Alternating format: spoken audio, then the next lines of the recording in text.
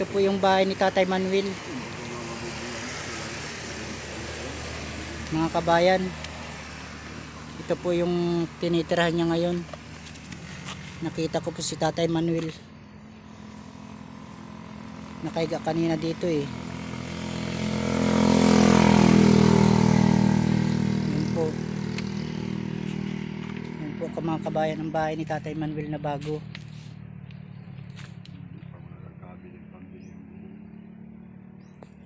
Yan po.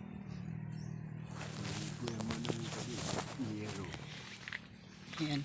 Tay, ano po yung tayong ano mo nung trabaho araw-araw, tay? Hindi man permanent ako nakakapagtrabaho kaya. Minsan meron, minsan wala. Medyo pa nung nasa Manako.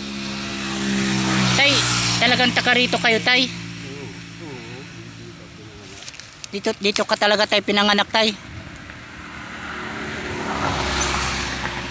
Yan tay, ano yung ginagawa mo tay na yan? Oo. Sa higaan mo tay? Tay, pwede ko matingnan yung higaan mo tay?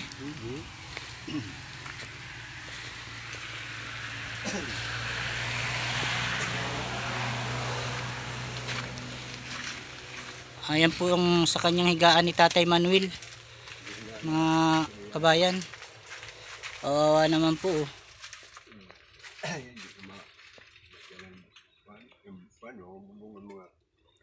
Hindi makabili ng pawid at ulang. Yan po, kung wala po siyang maibintang saging. Yung mga buo, mga kwan. Dito tayo tay. Dito tayo tay. Okay, upo ka dyan tay. Yan po.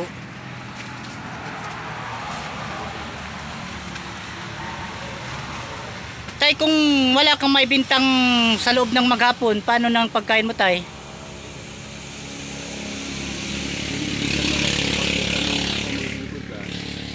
May pamangkin mo na ako dyan. O, pag wala pong naibibigay tay. Magtitis yung mga saging-saging na panlabon. Tapos, Yun ang kakainin. kakainin mo tay. Di sa loob ng maghapon, yun na lang ang hanggang gabi ano. Tapos tay, yung binibinta mong saging, saan mo inaano, kinukuha? Sarili mo yan tay? Sarili ko man yung ibang saging na yan dyan. Ayun nga.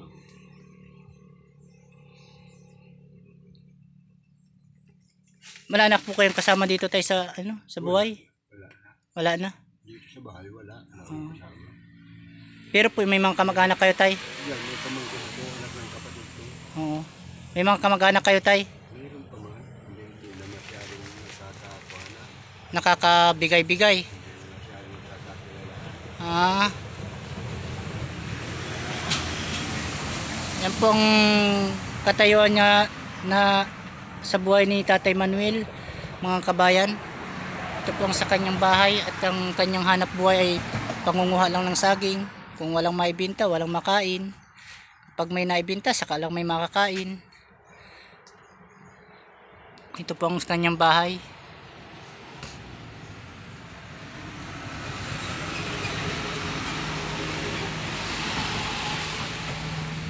Tay, ilang taon na kayo tay? 80 na ako. Pero tay, nagkapag-asawa kayo tay? Oo, nagkaanak man akong dalawa. Nasaan na po yun? Wala ba gana? Hindi man naman Alala? hindi na nakakapansin ng magulang. Nasa Batangas? Sa Batangas po. Pero po, nabibisita pa kayo dito tay? Hindi na. Hindi na po. Kasi tay, hindi na po kayo tatanggapin gawa nandyan kasi matanda na po kayo. Kung ano pong mangyari sa inyo niyan tay, dyan sa trabahong yan, sagutin po kayo ng ano dyan eh, ng kumpanya. Kaya po, di na kayo matatanggap. Kaya kung paano po yan tay sa ano, yung pagkagabi may kuryente kayo dito. Wala. Ano lang, Kuwan, ilaw na. ilaw lang po yung gasira, Oo. yung gas. Yung papa ko ng kuryente. Man si tatay. May kuryente kami dito noon. Alam mo dito yung pamangkin ko dito nagtira noon. Opo. Oh, may bahay bahay sila, may bahay doon, dyan sa taas na yan. Pero tay, sarili mo itong lupa tay. Hindi. Sa gobyerno tay. Di sa Sikuan. Dyan. Gonzales. Gonzales, oo. May tenants dyan na babae. Mabuti po tay, hindi kayo pinapaalis man dito. Hindi naman.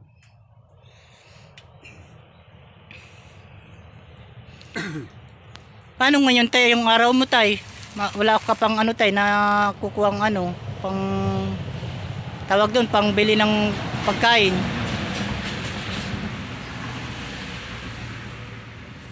Binibigyan mo ng pagminsan mo. Wala dito yan.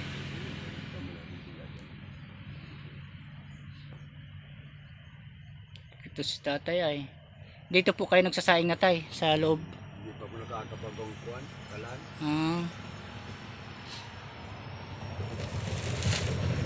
Ibig yung sabihin tay, ang nabalo kayo, na bata pa kayo. Ngayon, Kita nga po 50. tapos na mag-isa na lang kayo sa buhay. Tagal na. Nag-alis ako dito sa Laliburo nung araw. Hindi naman ako nag-termi dito nung araw nung mabaalis siya ng asawa.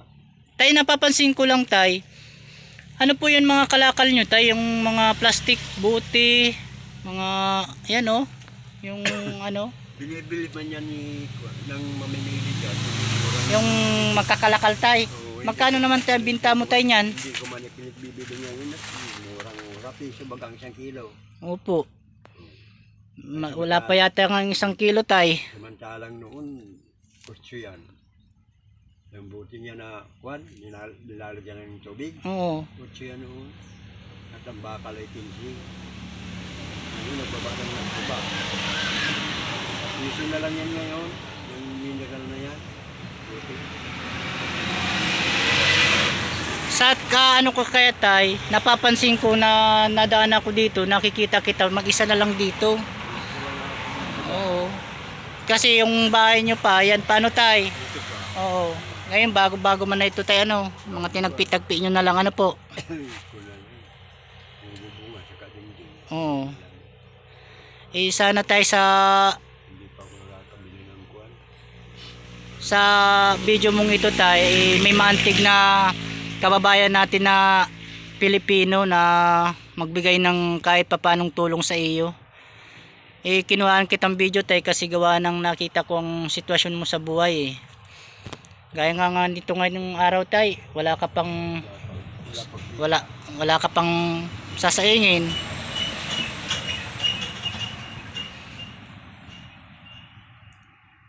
Sa maghapon tay, dito ka lang. Hindi ka ba naglalayo? Gagamas dyan tay. Yung mga kabayan, sa edad na tatay na 80, mag-isa na lang sa buhay. Opo, yan nga po yung bubong nyo tay, yung mga na lang sako tay. Saka yung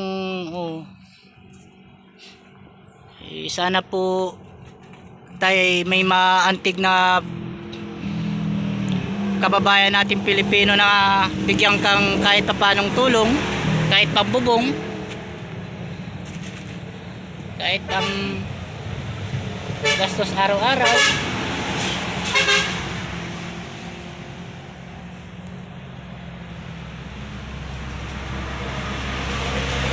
Yung tay mo, anak mo tay, di na nag-uuwi tay dito? Di ka man lang bisitahin tay?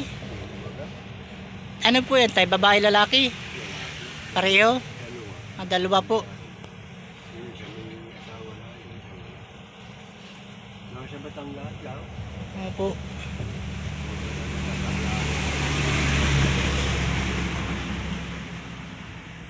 Pero may mga trabaho naman tay. Nasa kuwan yung isa, nasa tubuhan. Siya ang bantay sa tubuhan.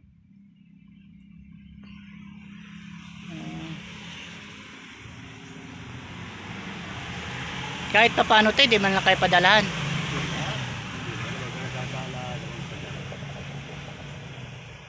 Baka walang ipadala. Baka kulang pa sa kanila. Siguro tayo, kaya di ka. Pero dapat tayo, siyempre, anak mo naman yun, maalala ka kahit pa paano. Di ba tay? Kahit wala silang pera, makita lang naman yung sitwasyon mo, di ba? Simula nun, di tayo nakakauwi tay.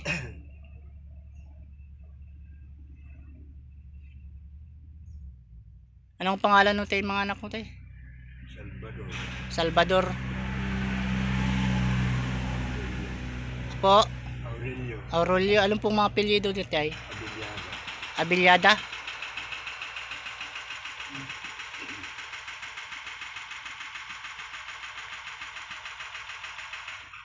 Ngayon tay, may sasaingin ka na tay. Meron pa man. Meron pa man tay. Ito tay, abutan kitang kahit papanong tulong tay para may maibili ka lang bigas tay.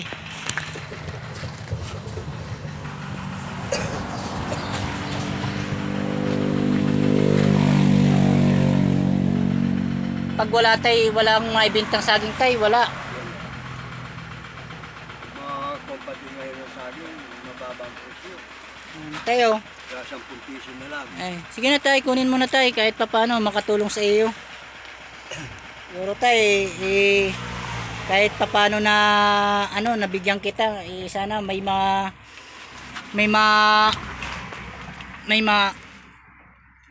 antig ng puso na kababayan natin Pilipino na may magtulong sa iyo.